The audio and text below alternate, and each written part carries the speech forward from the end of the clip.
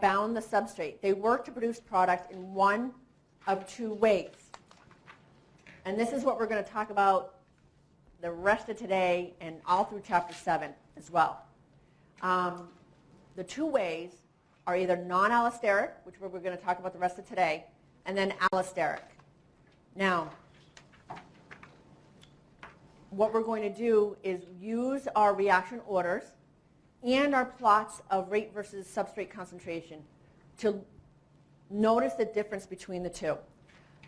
Next chapter, Chapter 7, we're going to talk about allosteric, non-allosteric, the rest of this chapter. Chymotrypsin is going to be our example of a non-allosteric enzyme. What it does is it cleaves proteins. It chops them up. But it chops them up at the carboxyl end of an aromatic side chain, a side chain that has like a benzene ring in it. And what we see is that low substrate concentrations, the reaction is first order with respect to our substrate. But at higher substrate concentrations, the order changes and approaches zero order. And we see a graph of rate or velocity versus our substrate concentration, and its shape is hyperbolic. All right, let's see. So chymotrypsin basically will catalyze these reactions. It will cleave peptides bonds as well as an ester bonds and bonds next to aromatic rings. And we use this, this reaction actually to help us look at what's going on with the active site. So hold on to this until later, where we're actually going to be looking at what's happening in the active site. I think it's next chapter, what's happening in the active site of our chymotrypsin. But what happens is when it cleaves this bond, this ester bond, it leaves something that's colored. And then we can follow the reaction in the kinetics looking at it using a spectrophotometer, which is always an easy thing to do. Okay, so we're going to spend some time on this one. So here, when we say velocity, think rate.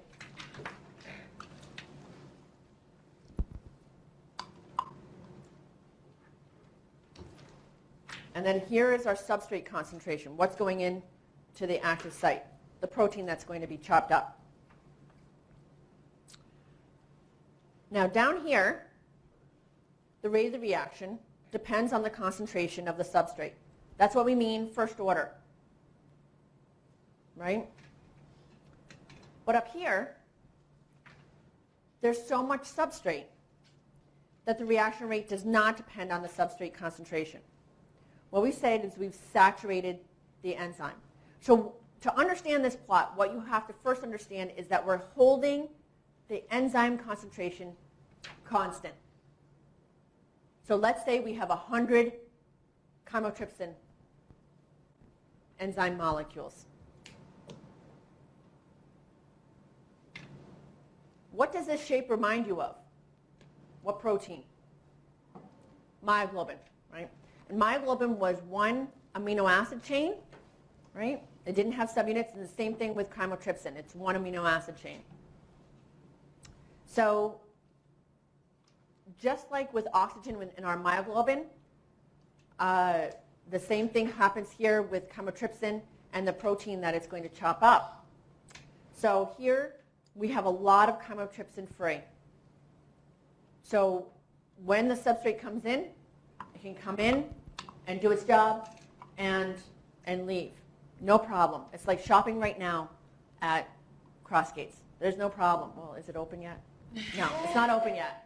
But say you were to go after class, you would have no problem getting in.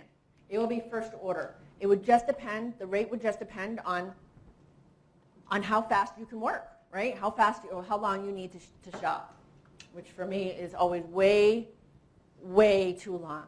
I hate shopping, and that's not good with a teenage girl that needs lots of clothes for high school. So anyway, so as we're down here, we have plenty of free. But what's happening as we go up here? What do we say with myoglobin? Why is it slowing down? Yeah, parking spots are getting filled. Our chymotrypsin is getting saturated.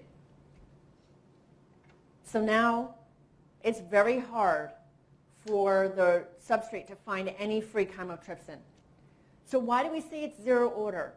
When something's zero order, if you increase or decrease its concentration, it has no effect on the rate. Do you want me to repeat that, guys? For something to be zero order, when you increase or decrease the concentration, it has no effect on reaction rate. The concentration of the substrate. Of the substrate, yeah.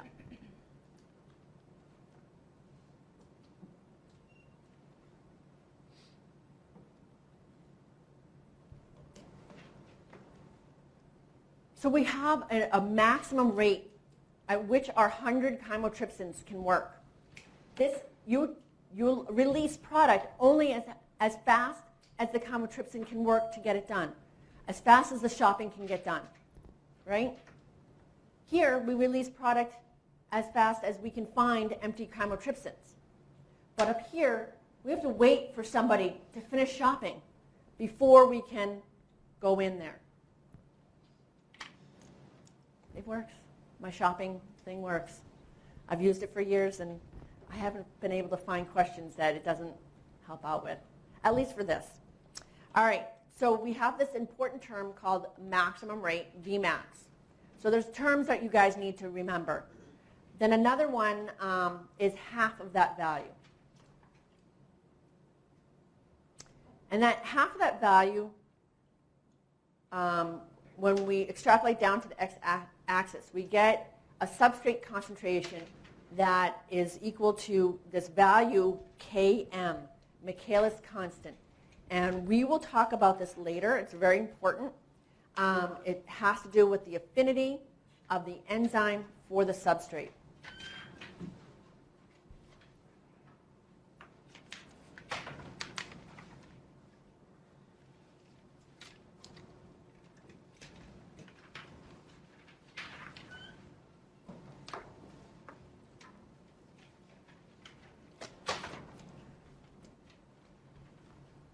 So we'll talk about this one later.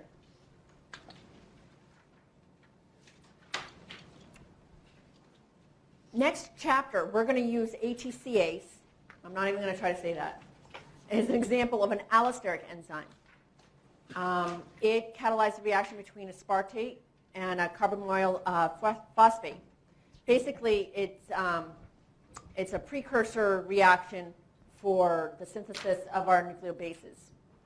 So when this enzyme is working, we see the rate versus the substrate concentration as a sigmoidal plot. I don't need you to remember that what the reaction is that ATCase catalyzes, but I do need you to know that ATCase is our example of an allosteric enzyme. Chymotrypsin is our example of a non-allosteric, and ATCase is our example of an allosteric. And we see this shape, which reminds you of hemoglobin. And what do you guess about the structure of ATCase? Is it one single subunit? No, it's multi-subunits. And so we see at lower concentrations, we have more difficult binding, and then as we bind in there, we get easier binding, and then up here we have a saturated enzyme. So again, we have the harder binding down at the bottom. Then we have a conformational change. And then we have harder binding, or we have a saturated enzyme up at the top. So hard binding, conformational change to easy binding, and then saturated.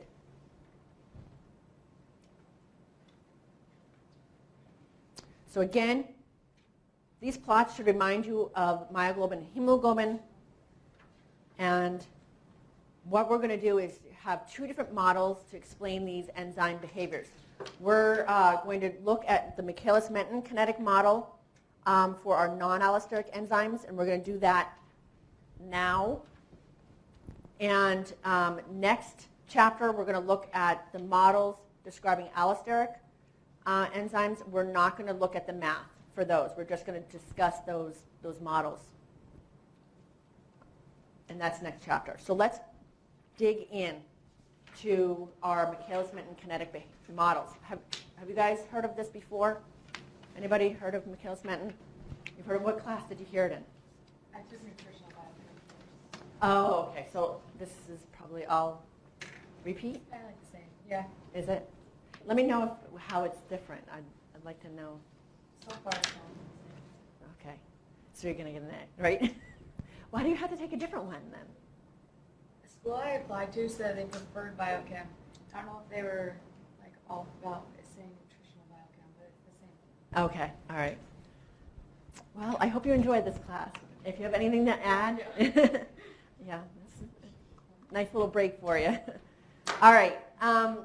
We're going to use explanations developed by guys named Michaelis and another guy named Menten in 1913. This is when this was developed. So that's so cool, right? We're going to use, and we still use, the math that was developed. And really, it's just algebra that we're going to be doing to explain this. And I just think I have an appreciation for scientists that worked back then because they didn't have the fancy things that we have upstairs and or the support or the money that we have, and they did amazing things. 1913. I just love it. My grandmother was 13 years old. She taught in 1918, and she gave me her, before she passed away at 102, she gave me her textbooks that she taught physics and chemistry, high school physics and high school chemistry with. They're amazing. They're amazing to read. The chemistry textbook was broken up in elements, and the physics textbook, this was before quantum mechanics. You could almost feel the anticipation. Like they knew they didn't know everything, which I would say is a pretty good thing. When do you read a textbook and have them say, this is not the whole story? You just get that sense in the physics textbook. So I don't know. I have a sweet spot for these old-time scientists doing this amazing work that we still use today. All right. So the basis of this model, again, is that we're forming this enzyme substrate complex. What we're going to be doing over the next few slides is doing the derivation of the Michaelis-Menten equation. I am not going to have you do the derivation. I'm going to point out to you the things that are important through this derivation, but I'm going to derive it with you so that you can understand this stuff isn't that bad. You're going to be able to follow me. So over the next few slides, I'll tell you what's important for you to write down, but mostly just kind of stay with me and follow me. If I start to say things that you're not following, let me know. So the important basis is that we form this complex. Now, notice that, and this is very important too, that we have this is a reversible reaction. The enzyme coming together with the substrate forms this enzyme substrate complex that going forward we have a K1, or this is the rate constant for the formation, and this is K minus 1 is the rate constant for the breakdown. And then we have a K2 that's a rate constant for forming the product. So I need you to know that once you form this enzyme substrate complex, two things can happen.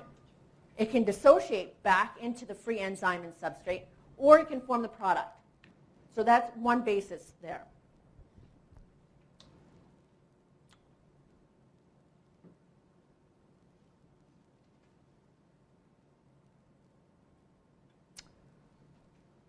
All right, so let's take a look at those rate constants. When you form the enzyme substrate complex, here is the rate law. And when you have the breakdown, here is the rate law. So what I'm doing in this top one, this is this one is this reaction, this forward reaction here. So that's what this is. So does everybody see this? This is the rate of forming this is the rate constant times the concentration of the reactants. Now, the rate of breakdown. Remember I said that there's two things that can happen. You can form the product, or you can break down into your free enzymes.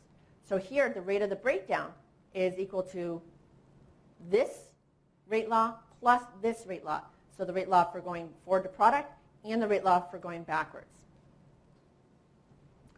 Now, at equilibrium, the rate of forming and breaking it down is going to be equal. Right?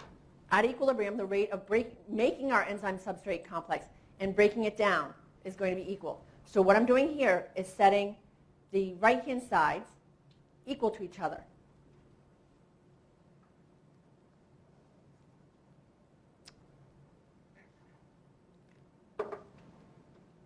Now, oh, go ahead. I have kind of a dumb question. No. If the rate of formation of ES is the concentration of E times S, why at the top is it E plus S? Oh, it is E times S. So this is, when we go back, let's go back to the kinetics.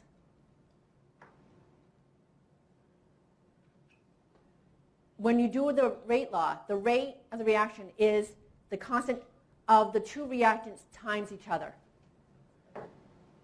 Okay. Okay? Yep. That's just the rate law. Well, that was a good question. The reason why this is plus here, because we're adding two different reactions here. So what we're doing here is adding those, or making those two equal. All right. Now, what we're going to do is we are going to substitute. So another word for equilibrium is steady state. So once equilibrium is reached, the concentration of free enzyme is the total minus the bound enzyme substrate complex. So what we're going to do is, this is the equation from the last one. So wherever we see free enzyme, we're going to put the total minus the ones that are with substrate. So here, I have it here, and that's it. So I put it in here, and then what we're going to do is divide both sides by ES and divide both sides by K1. This is just algebra, guys.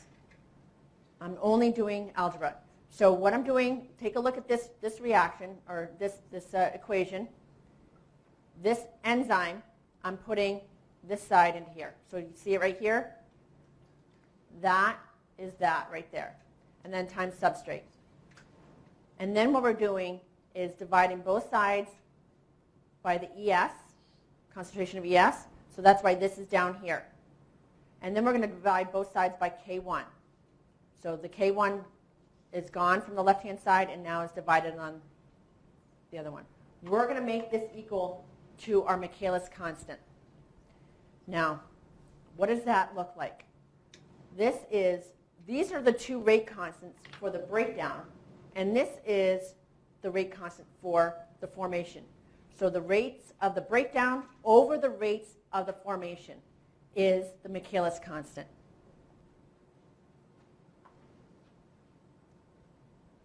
So I want you to know the Michaelis constant is the rates of the breakdown over the rates of the formation. And what does it mean? If the rates of the breakdown are high compared to the rate of the formation, what do you think the affinity, likingness, of the enzyme is for the substrate?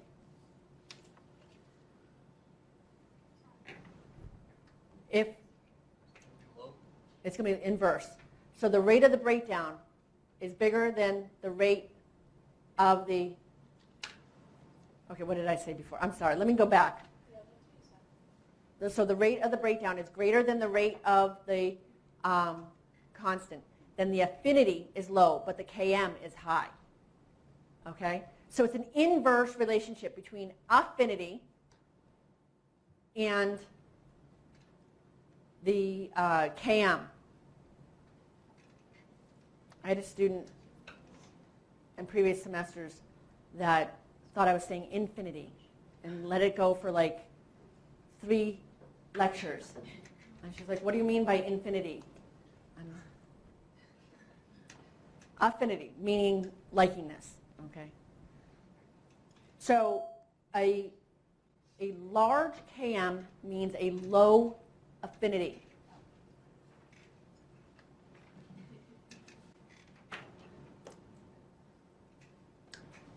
That's really important. It's the affinity to make the Enzyme, yeah. So the Km describes how much the enzyme will bind the substrate, how easily, how much does it want it. Basically, how many bumps does it have to take? So you can imagine a substrate with a low affinity might have to go into the substrate like that, where one with a high affinity would just go like that. Does that make sense? Where it would just take maybe one collision of the substrate with the active site for it to be attached, to have that enzyme substrate complex. Where a low affinity might take a few times in for it to bind.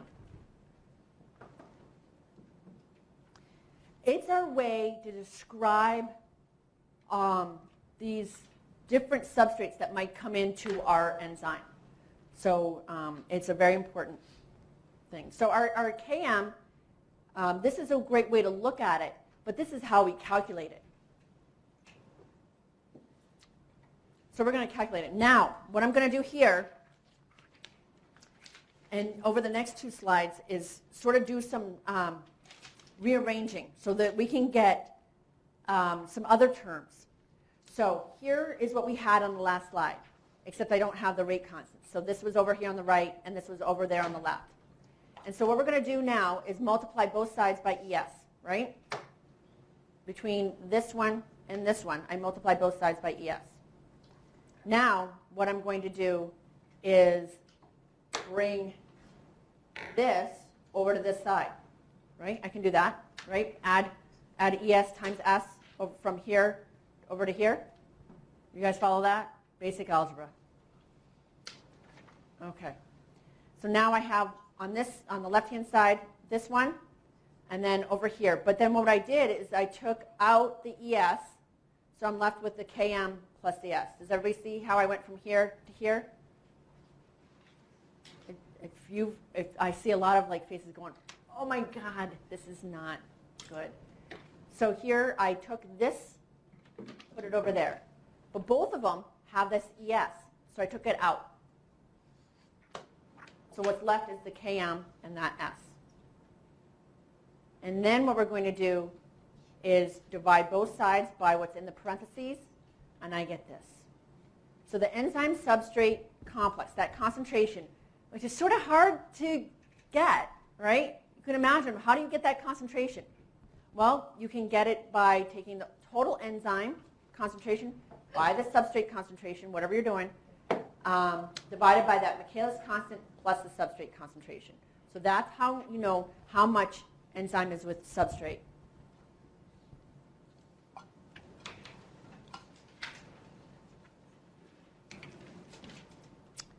At initial stages, the rate of the formation of the product depends only on the rate of the breakdown because we have plenty of free enzyme.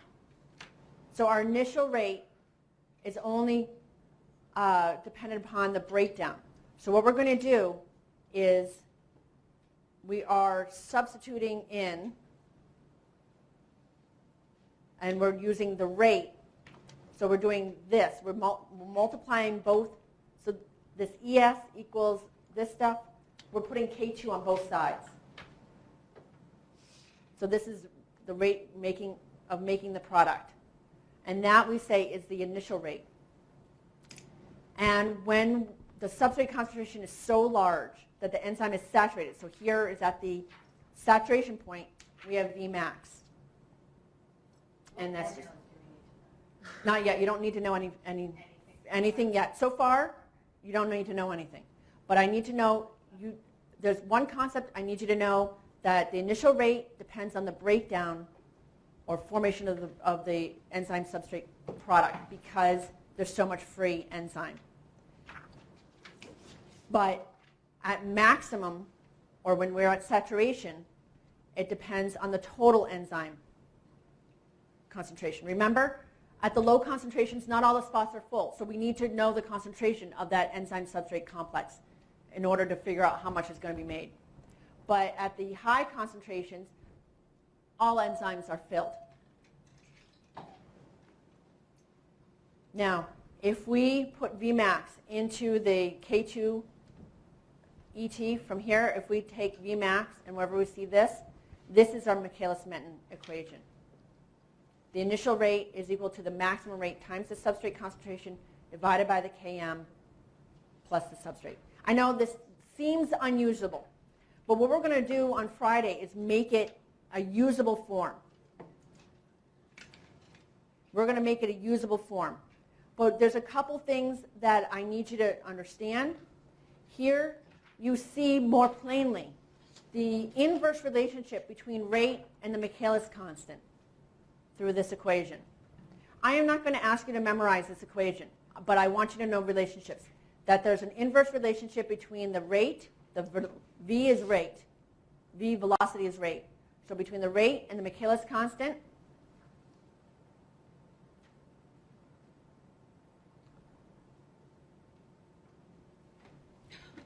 and in order to get what that Michaelis constant is, we figure out the substrate concentration that it's equal to. So we just put in S, and we figure out that it's Vmax divided by 2. Let's take a look at this just for a minute, and then I'll stop.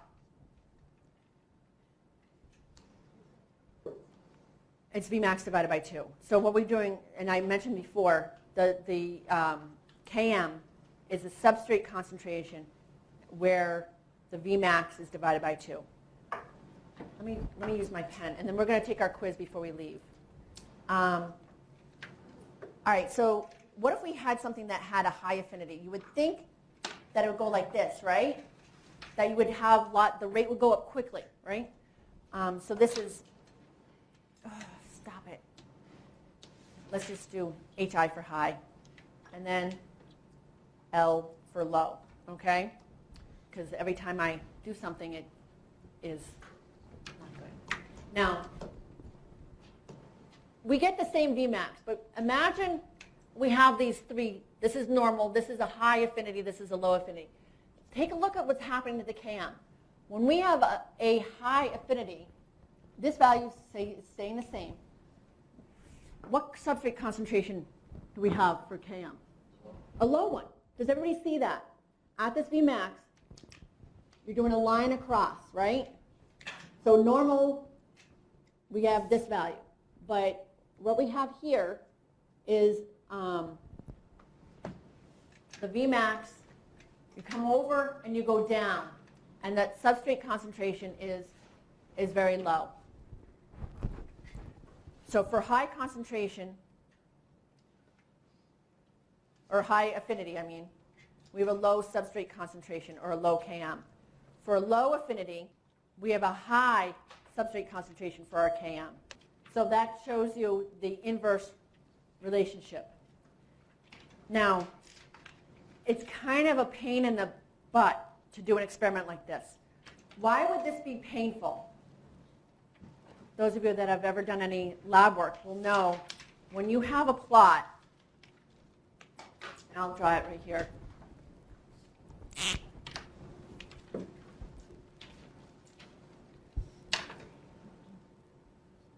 And I do, all of these are just different experiments. So here I do an experiment, 100 chymotrypsins and low substrate concentration. And I look at the initial rate. And another one, and another one, another experiment, another experiment, another experiment, another experiment, another experiment, and another experiment, another experiment. Am I at Vmax? I don't know. Am I at Vmax? I don't know. Oh, it's a pain. Whenever you have a hyperbolic plot, scientists hate it. What kind of plots do scientists like? Linear. Couple other parameters that we're interested in. One is catalytic efficiency or turnover number, and that's represented by our KCAT. And it's really how fast the enzyme can work.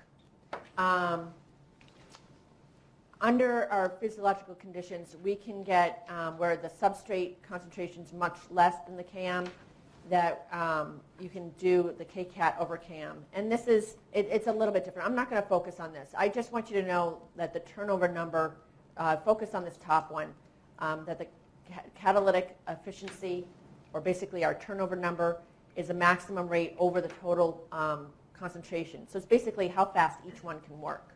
How many molecules of substrate is converted to product per unit time with our enzyme that's completely filled.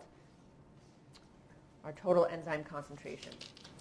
And our turnover number is very indicative of how fast our enzymes will work. Catalase, remember, is that enzyme that I use to make my elephant toothpaste, where we take our hydrogen peroxide and put some soap into it, and we break it down with catalase. Catalase works to break down hydrogen peroxide into oxygen gas and water. And it will turn over 10 million molecules per second. That works very, very quickly. Where lysozyme, it takes 2 seconds for each enzyme to turn over a substrate. So that you can have very different efficiencies, how fast it works.